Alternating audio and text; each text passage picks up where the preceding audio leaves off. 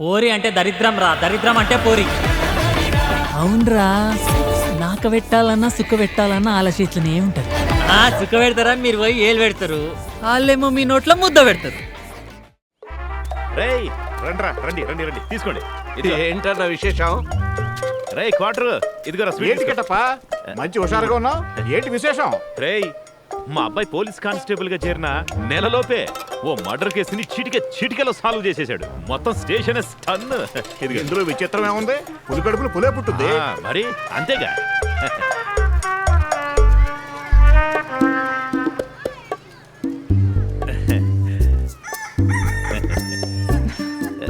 తీసుకా మైసూర్ పాక్. ఒక్కటి కాదు మొత్తం తీసుకో, అంత నీకే. సెలబ్రేషన్ నాదా నీదా? నీదే కదరా. మరి ఆవిడ మామిడికాయ తింటోంది. రైట్, దానికి దీనికి లింక్ పెట్టకరా. ఆవిడికి మామిడికాయ అంటే ఇష్టం, తింటుంది. నీకెందుకురా? పొద్దున్న గణపతికి పూజ చేస్తుంటే డౌట్ వచ్చింది. నీవన్నీ పనికి మళ్ళీ అనుమానాలు. సరే ఆడుకోవడానికి బొమ్మలు తెస్తాను. ఏయ్ అమ్మ బతుకుంటే నువ్వు ఈ వేషాలని వేసేవాడివా? అమ్మ. ఇట్టపా మన ఇంటికి తొందరగా వచ్చాయి. ఏంటి, నీ స్టేషన్లో కూడా దొంగతనం జరిగిందా? అవును గురు, సేటు బంగారం షాప్ లో దొంగతనం జరిగింది. ఆ మాల్ ని రికవరీ చేసి నేనే స్వయంగా లాకర్ లో పెట్టి లాకర్ కీ కూడా నా జేబులోనే పెట్టుకున్నాను. పొద్దున్నే చూస్తే లాకర్ కేసిన తాళం వేసినట్టే ఉంది, కానీ లోపల మాల్ లేదు. అసలు ఏం జరిగిందో నాకేం అర్థం కాలేదు సహదేవా.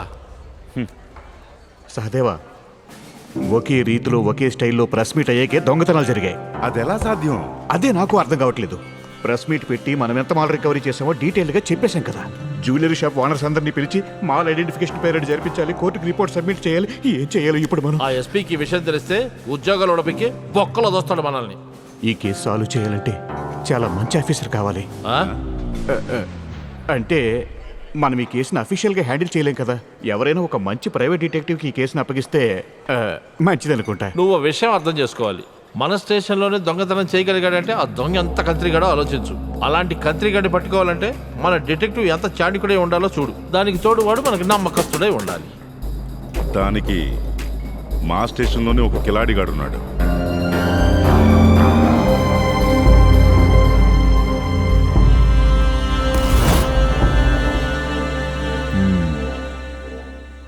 వేడి నెయ్యి మింగేస్తే గొంతు కాలిపోతే, బయటపడేస్తే మీరు దొరికిపోతారు.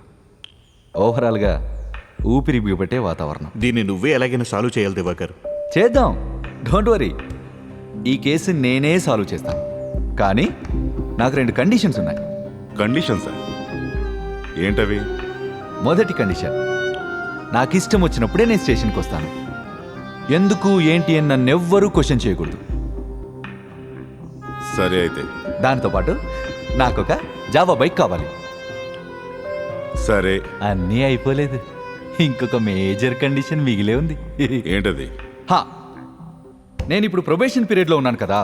మీరు నా మీద పై అధికారులకు ఇచ్చే రిపోర్ట్లో అవినీతిపరుడు, మహిళా సిబ్బంది పట్ల ఈ లైంగిక దాడి చేశాడు, అది ఇది అని నెగిటివ్ రిపోర్ట్ రాసి డిపార్ట్మెంట్కి ఆ రిపోర్టు పంపించి నన్ను ఉద్యోగం నుంచి పీకేయించాలి. ఓకేనా? వెంటడెక్కిందా నీకు? అందరూ మాకు ప్రమోషన్ కావాలి, ఇంక్రిమెంట్ కావాలని అడుగుతారు. నువ్వేంటయ్యా నీ మీద నెగిటివ్ రాసి ఉద్యోగం తీయించమని అడుగుతున్నావు? ఏం చేయమంటావు స్వామి? సముద్రంలో స్వేచ్ఛగా ఈత కొట్టాలని ఆశపడ్డాను, కానీ మా నాన్న కిట్టప్ప నీళ్లు లేని బావిలోకి నన్ను తోసిపడేశాడు. నా కండిషన్స్ మీకు ఓకే అయితే మీ డీల్ కూడా నాకు ఓకే. Okay okay? సరే, నీ తలరాత. అబ్బా, నా జీవితం నాశనం కాకుండా కాపాడారు. బయలుదేరినా? బాయ్.